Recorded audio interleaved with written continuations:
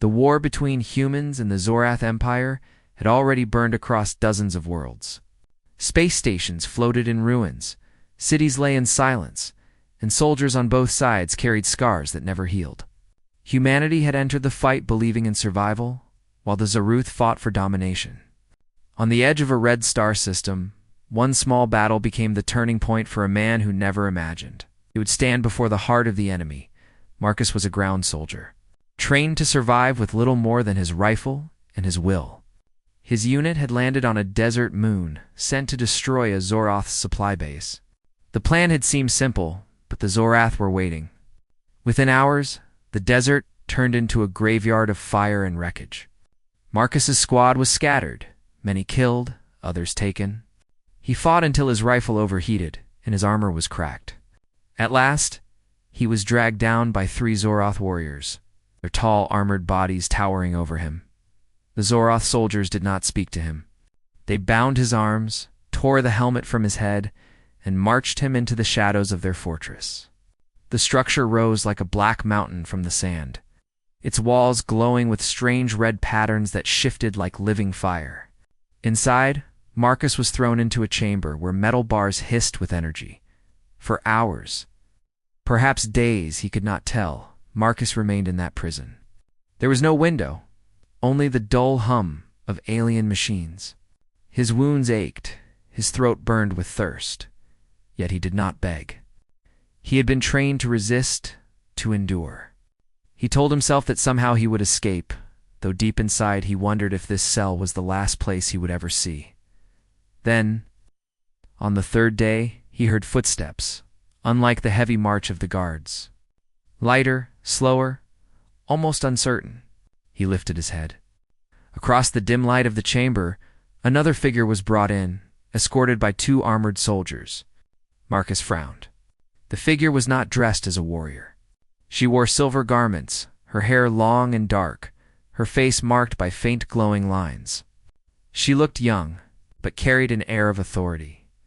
The guards pushed her roughly into the cell beside Marcus, activating the energy bars. She stumbled but quickly stood upright, her eyes sharp with pride. When the guards left, silence filled the chamber. Marcus studied her. She was clearly Zorath, but something about her posture was different. She glanced at him, her gaze cold at first. Then, as if surprised, she spoke in broken human tongue. "You are soldier of Earth," she said softly. Marcus blinked. "You speak my language?" "A little," she admitted, her accent strange. "I learned in secret." "It is." Not aloud. Her words carried weight. Marcus leaned closer to the bars that separated them. "Why are you here, then? You don't look like a prisoner." The first time, her pride seemed to falter. She lowered her head. "I am Lyra, daughter of the Queen." The word struck Marcus like a blade.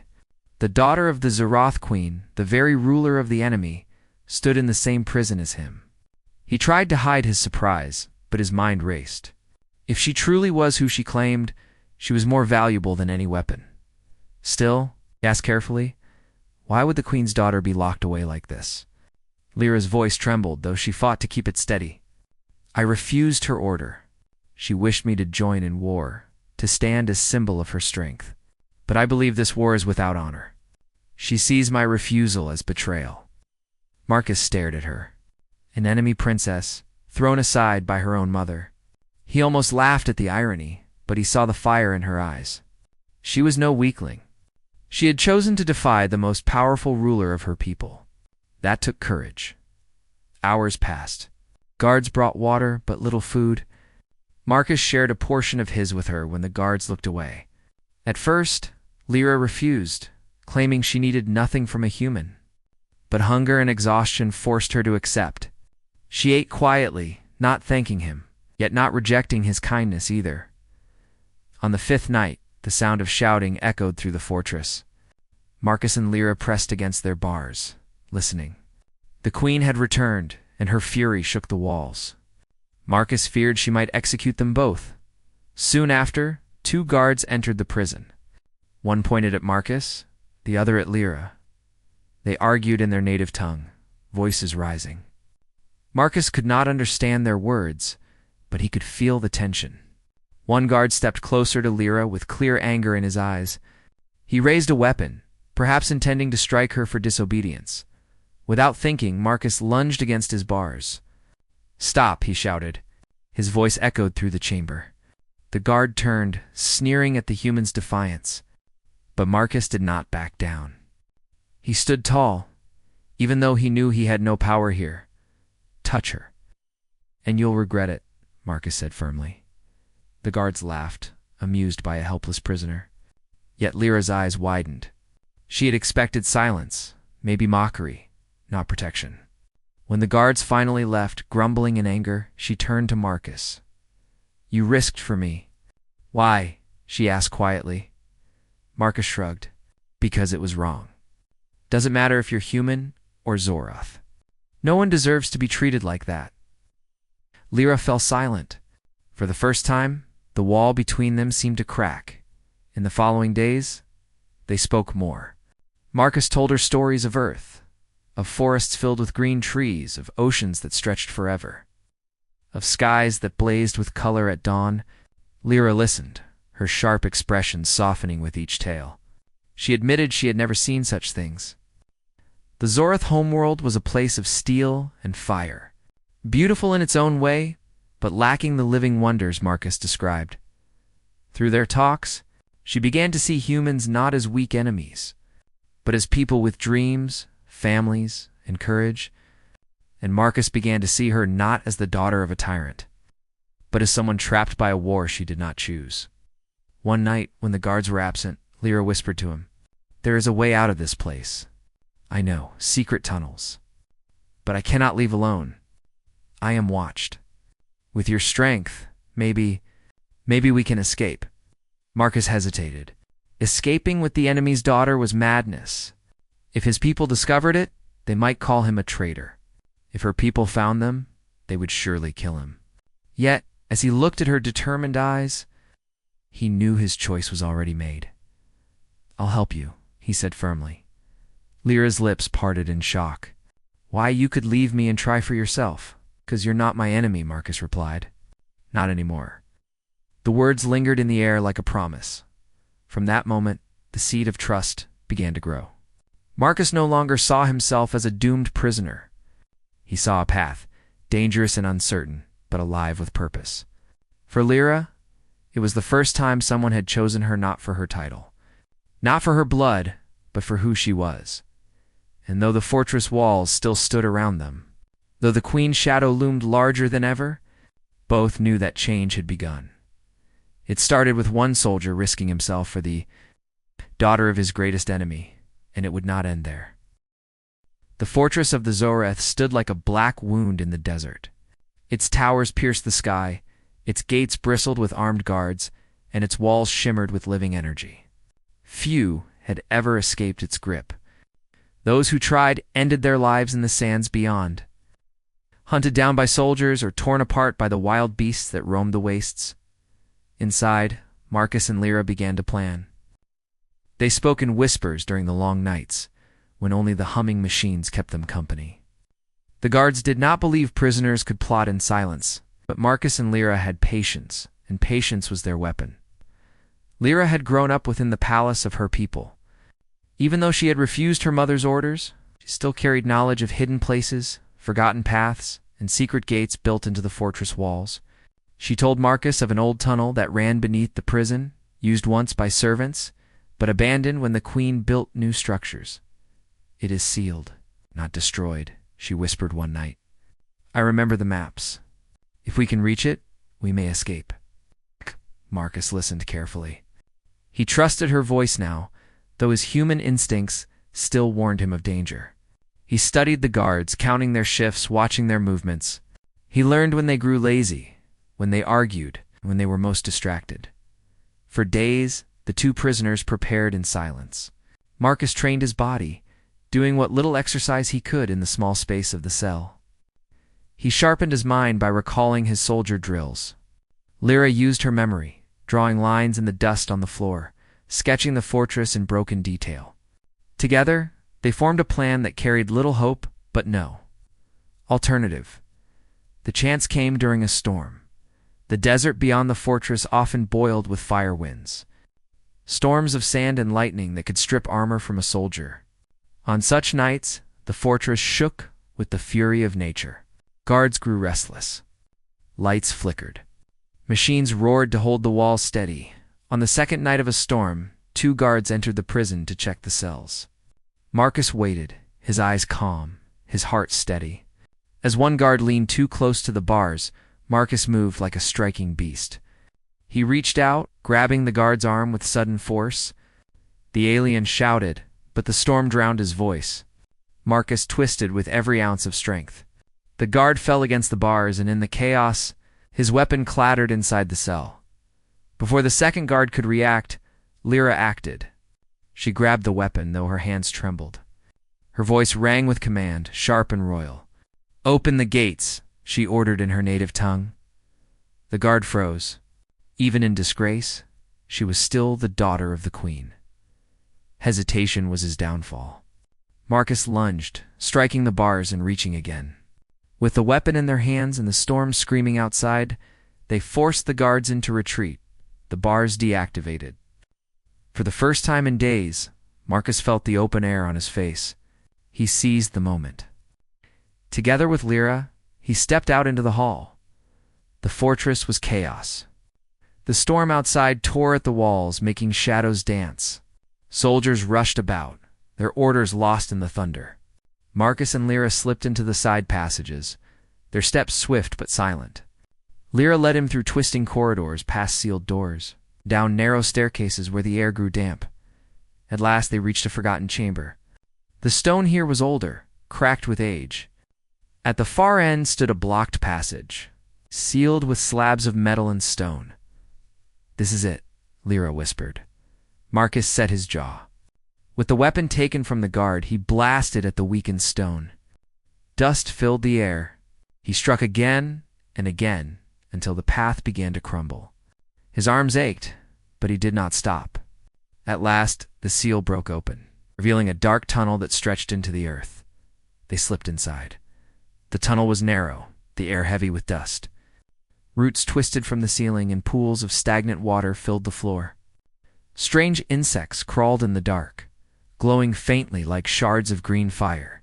Marcus moved first, his weapon ready, while Lyra followed close behind. For hours, they walked. The tunnel curved and sloped, carrying them farther from the fortress. They heard no pursuit at first, but Marcus knew the Zorath would not let them go easily. Then came the sound. Echoes in the tunnel, heavy footsteps, the clatter of weapons. The hunters were coming. "Run," Marcus whispered. They sprinted through the tunnel, their breaths harsh, their feet splashing through water. The glow of the insects lit their path in eerie green light. Behind them, shouts rang out as the Zorath gave chase. The tunnel split into 2 paths. Lyra pointed left. "This way," she cried. Marcus followed without question. They stumbled over rocks, scraping their arms, but they kept moving. Ahead, a faint light glimmered. Hope surged in Marcus's chest. At last, they burst out of the tunnel into the open desert. The storm still raged above, but the air here was free, the sky vast and endless.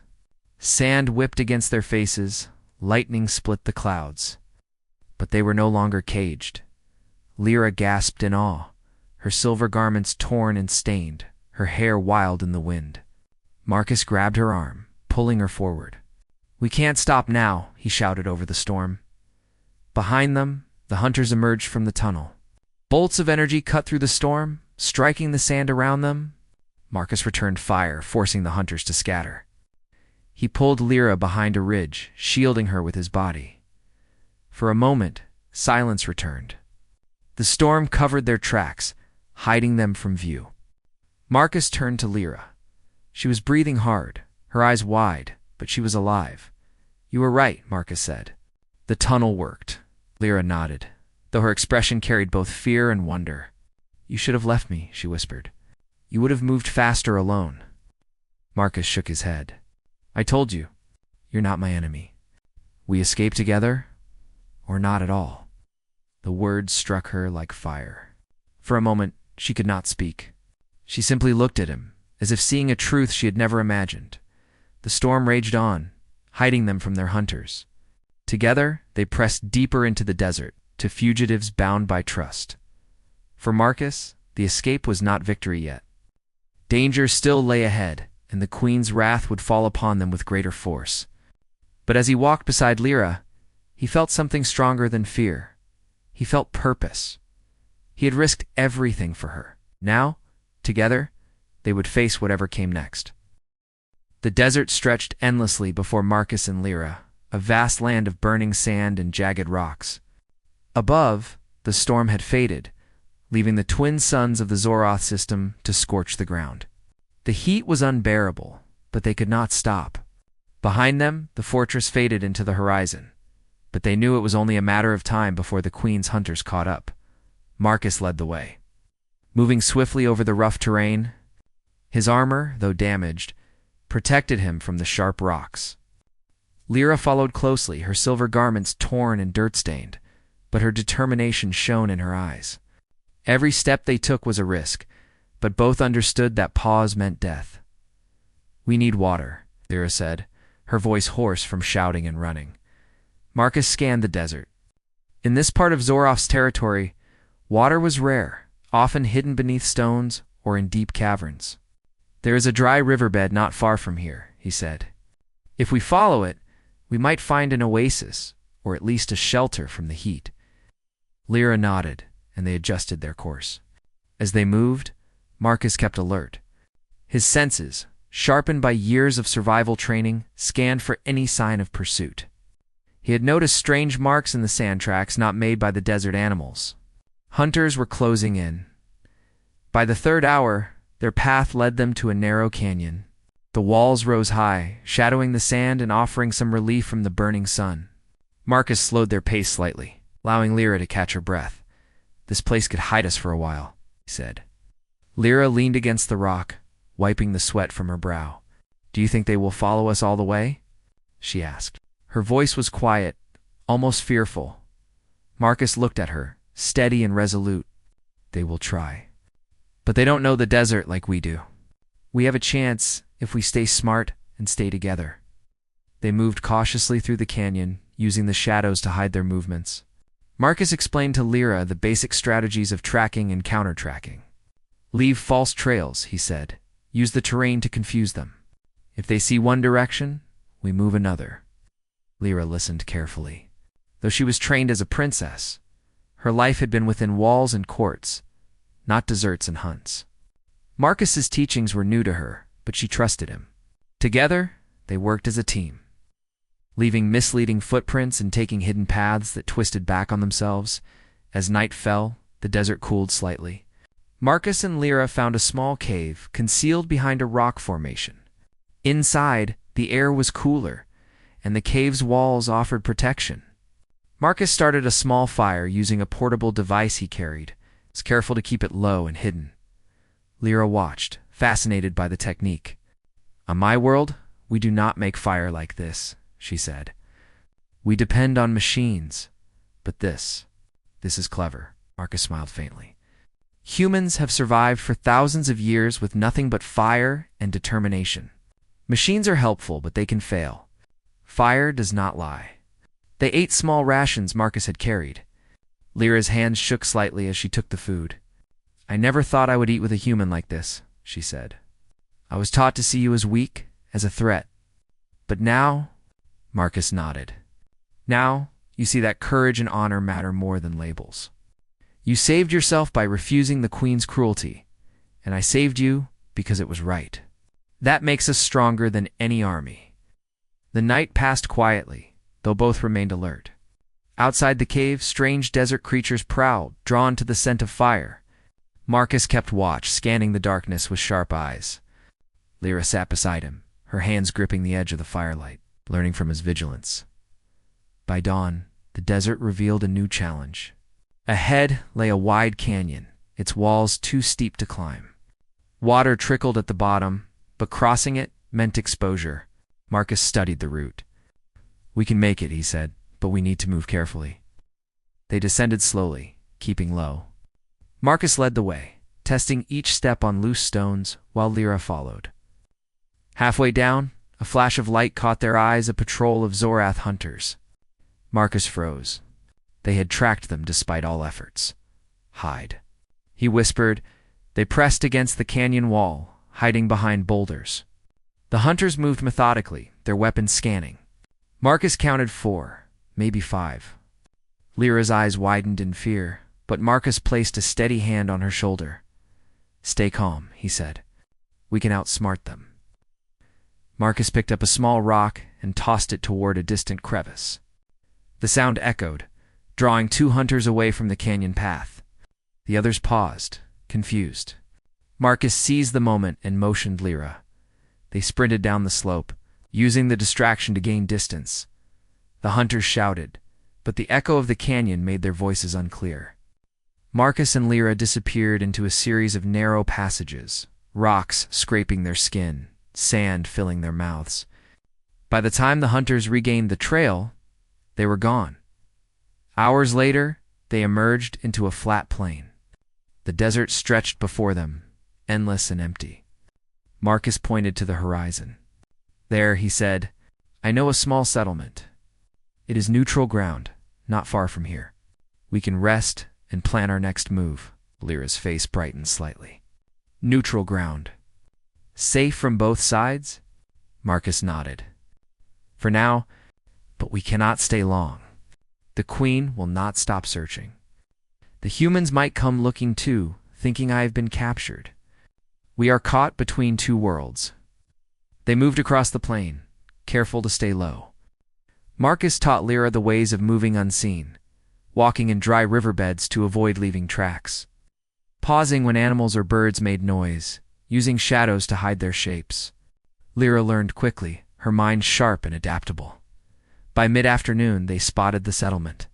Small buildings of stone and metal stood around a central market. People of different worlds lived here, some traders, some refugees. Marcus guided Lyra through hidden paths, avoiding the main roads. Inside the settlement, they found a quiet building at the edge of town. Marcus spoke with the owner, a human trader who had once served in the army. He explained they needed shelter, nothing more. The trader agreed, providing a small room and rations. For the first time since leaving the fortress, Lyra allowed herself to rest. She sank onto a cot, exhausted but alive. Marcus sat nearby, keeping watch. He knew the Queen would not abandon her search. The humans might still regard him as missing. Their escape was temporary, but it was a start. Lyra looked at Marcus, her eyes reflecting a mix of gratitude and wonder. "You risked everything for me," she said softly. "Even now I do not understand why." Marcus smiled faintly. "Because you are not just the daughter of an enemy. You are a person. You deserve freedom. That is enough reason for me." The night fell over the settlement, quiet but tense. Outside, desert winds whispered through the streets. Marcus remained alert, his senses tuned to the smallest sound. Lyra slept, finally letting herself feel safe for the first time in days. As the stars appeared overhead, Marcus thought of the path ahead. The Queen would not give up. Her hunters would continue to chase them across worlds. But he also thought of the strength he saw in Lyra, the courage, the defiance, and the willingness to stand for what she believed. Together, they had survived the storm, the fortress, and the desert. Together, they could survive what came next. The pursuit had only just begun, and yet Marcus felt a strange sense of hope. In the darkest of times, humans could endure, fight, and protect. And in protecting Lyra, he had not only saved her life but sparked the possibility of change, a chance for understanding between enemies. The desert night deepened, and Marcus kept watch, alert and ready. Lyra slept peacefully beside him, unaware of the dangers that still lay ahead. And though the Queen's wrath would reach them, he knew that courage, loyalty, and determination could light a path even through the shadows of the universe. Marcus clenched his fists and whispered quietly, "We will not fail. Not now, not ever." And with that, the 2 fugitives rested, gathering strength for the journey that would carry them further than either could imagine. Marcus and Lyra had traveled across harsh deserts, rocky plains, and dense forests of Zorith. Every step of their journey had been marked by danger storms, wild beasts, and relentless hunters. Yet now, they faced the greatest challenge of all, the alien queen herself. The queen's palace hovered above a glassy black lake, a structure that reflected her power. Its towers spiraled high into the sky, and strange lights pulsed along the walls as if the building itself were alive. As they approached, Marcus felt the weight of the challenge. Every instinct in his body screamed caution, but he also knew that hesitation could mean death. Lyra walked beside him, her head held high. Though exhausted from weeks of running, she was resolute. The queen had summoned them, and now there would be no hiding. When they entered the palace, the guards did not touch them. They recognized the authority of the queen's summons and guided them silently through the long halls. The walls glowed with alien inscriptions, symbols of power that Marcus could not read. He tried to steady his breathing, keeping his senses sharp. Finally, they reached the throne room. The queen sat on a massive throne of black crystal, her figure commanding and imposing. Her eyes, sharp and unyielding, fixed on Lyra and Marcus. The air vibrated with her presence, and Marcus felt the weight of centuries of rule pressing down on him. "You dare enter my presence?" The queen's voice boomed. It carried both authority and anger. Lyra stepped forward, her voice steady. "I did not flee because of you, mother. I fled because I choose my own path." The queen's eyes narrowed. "And you, human," she said, turning to Marcus. "You have risked everything to carry my daughter away. Why should I not have you destroyed?" Marcus held his ground. He could feel the tension in the room, the silent power of the guards, the weight of the throne, and yet he spoke clearly. "Because I did what was right," he said. "I saved her life, not for gain, not for glory, but because no one deserves to be imprisoned for refusing cruelty." The queen's lips pressed together. She had never been challenged like this. Not by her daughter, not by any human soldier. Her power was absolute, yet here was a man, standing boldly before her, speaking words that struck deeper than any blade. "You speak of morality as if it matters more than loyalty," she said, her voice low but dangerous. "You are human. Your people are weak. Why should your judgment carry weight here?" Marcus met her gaze steadily. "Because strength is not only measured by power or armies. Strength is measured by courage, by the willingness to protect others even when it is dangerous. That is strength that even your armies cannot destroy." The queen's eyes flickered with something unexpected curiosity. She studied him, weighing his words. Marcus's stance was calm, his resolve unbroken. He did not kneel, did not beg. He simply stood, proud and unafraid. Lyra stepped closer to him. "He saved me because it was right," she said. "Not because he feared you, not because he wanted reward.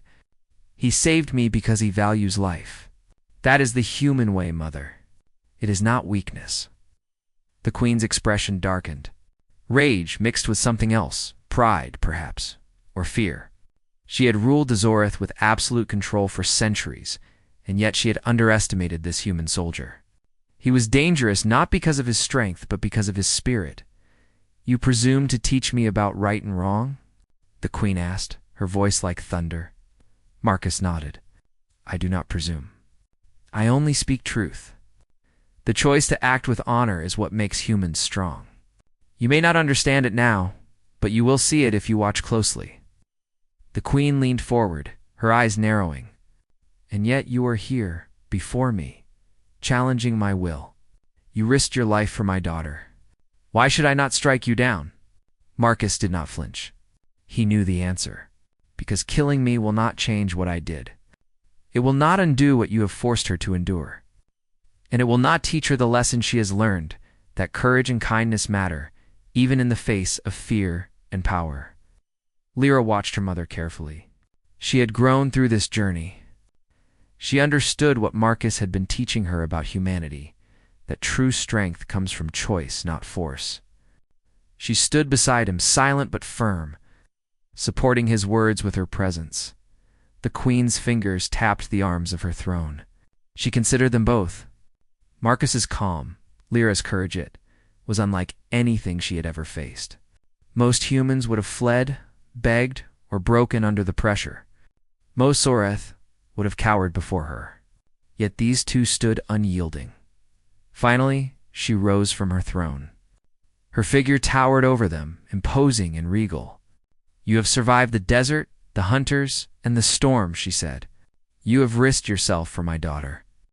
And still, you do not kneel before me. Perhaps there is more to humanity than I thought." Marcus met her gaze. "There is more to every being if you give them the chance. Lyra is more than your daughter. She is a person with her own will. You cannot destroy that. You cannot destroy what we have built through trust and courage." The queen paused, her eyes searching Marcus's face. Then she turned to Lyra. "Do you side with him, my daughter?" Lyra did not hesitate. "I choose what is right," she said. "I will not betray myself or those who have helped me. He saved me when no one else would. I stand with him." The queen's face hardened, but there was a flicker of something deeper: conflict, confusion, and perhaps pride. She had trained Lyra to obey, to be loyal above all else. Yet here was her daughter, strong and defiant, and she could not deny the courage of the human before her. "You are bold, human," the queen said slowly. "I see now that your spirit is different from the others. You have risked everything, not for glory, not for conquest, but for life. That is a dangerous quality." Marcus did not move. He held his ground. "I will not stop being human," he said. "Even in your court, I will not bow to fear or cruelty. That is my choice. That is what makes me strong." The queen's eyes softened slightly. She looked at her daughter, then back at Marcus. The room seemed to hold its breath, the tension thick and heavy. Guards who had stood motionless began to shift, sensing the unusual moment. "You speak of strength," the queen said finally. "Perhaps I have underestimated your kind. Perhaps there is a lesson in your courage. You have risked your life for my daughter, and yet you stand unbroken before me. That is something no sword can teach." Marcus nodded. "True strength is measured in actions, not titles. You rule an empire, but power alone cannot make one honorable. Courage, loyalty, and protection of others, that is what matters most." The queen remained silent for several long moments. Then she spoke, her voice firm but not cruel. "I will not destroy you, yet I cannot simply release you either. You have shaken the very foundation of my court with your actions. I will keep you here under my observation until I am certain that your courage and influence are contained." Marcus understood. He was not free, not yet, but he had survived the confrontation, and in doing so, he had proven something greater than his own survival. He had shown that humanity's spirit could stand against the most powerful force in the galaxy. Lyra stepped closer to him. "They will watch us," she said softly. "But at least you are alive, and I have learned what courage truly means."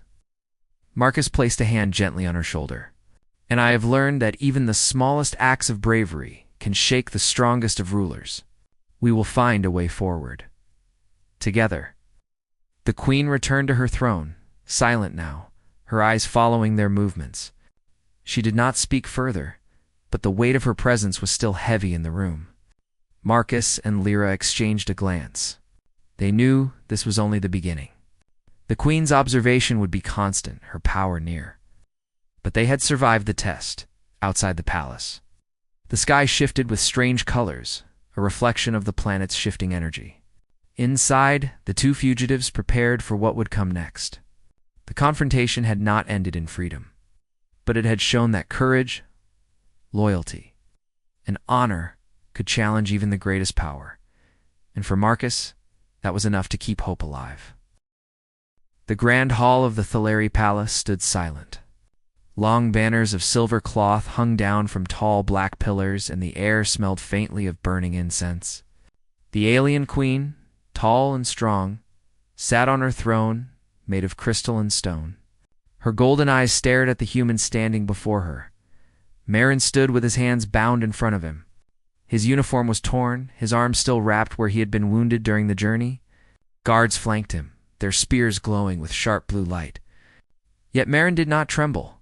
He stood straight, his eyes steady. He knew he might not leave this place alive. But he also knew he had done the right thing. Beside the queen stood her daughter. Lyra, her silver skin shimmered under the torchlight, and her eyes moved between her mother and Marin.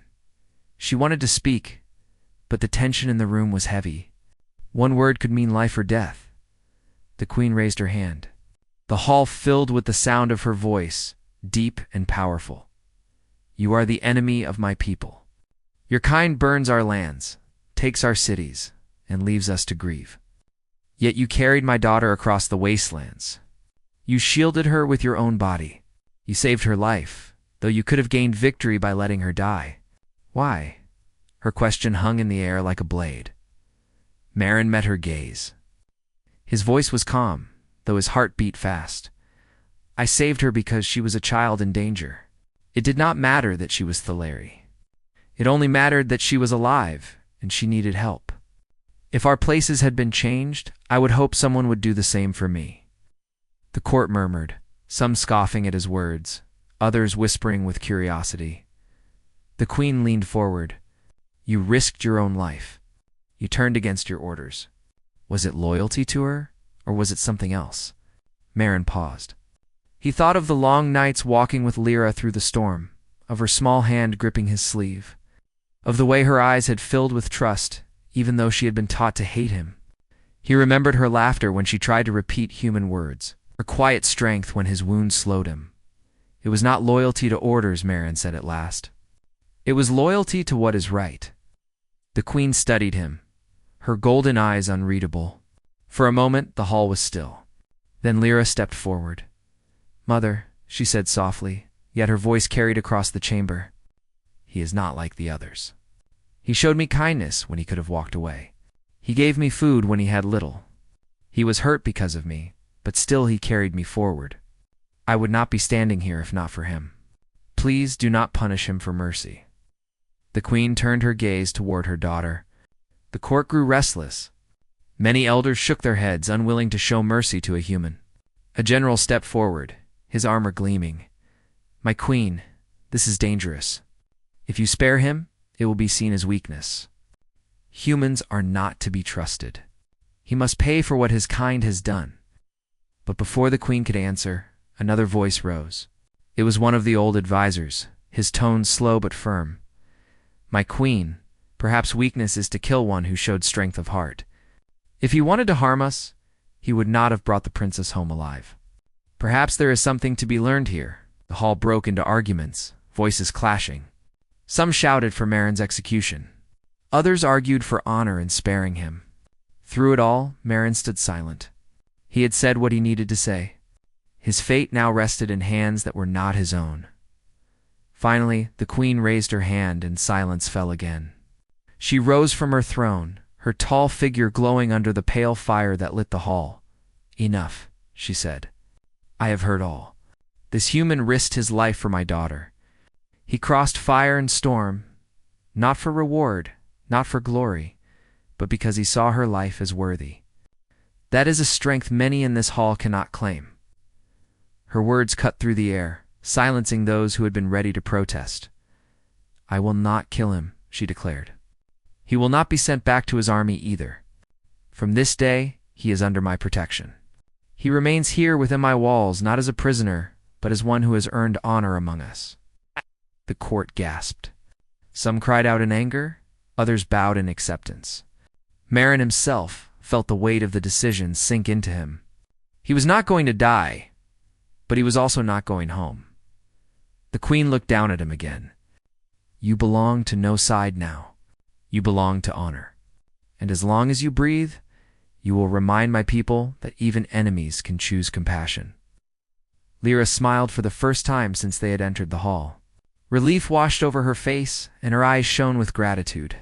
She stepped close to Marin and whispered, You are safe now. I promised you would not face this alone. Marin looked at her, then at the queen, and finally at the hall full of alien faces. He realized the path ahead would not be simple. The humans would see him as a traitor. The Thaleri would see him as a strange guest. but perhaps in time he could be something more. That night, as he was led to chambers prepared for him, Moran stood at the window and looked out over the alien city. Towers of glass and stone rose toward the sky. Strange flying creatures glided between them. Lights shimmered in colors he had never seen before. This was no longer enemy land. It was his new home. He thought of the Queen's words again. You belong to honor. It was not the life he had imagined when he joined the war, but it was a life he could accept. The door opened behind him. Lyra entered, carrying a small tray of food. She placed it down and smiled. Do you regret saving me? She asked gently. Marin shook his head. Never. She nodded, her expression soft. Then maybe your people and mine are not so different after all. Outside, the alien city glowed under the twin moons, and Marin felt something stir in his chest. Hope, not just for himself, but for what might come if more people chose compassion over hatred, and in the silence of the alien night, he understood that though he had lost his old world, he had found a new purpose.